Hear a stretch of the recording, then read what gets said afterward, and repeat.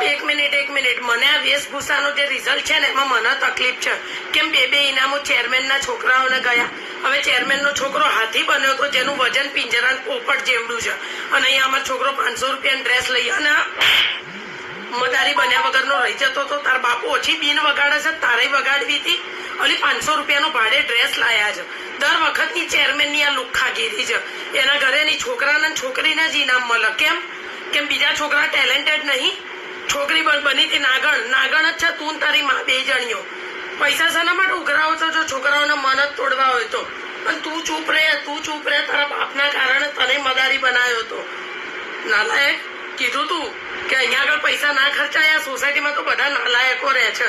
તોય મારા છોકરાને ઇનામ આલવું પડશે, કેમ કે 1500 રૂપિયા આલ્યા છે અમે નવરાત્રી નિમિત્તે. અને દર વખતે ચેરમેનના છોકરાને શેનું ઇનામ જાય છે?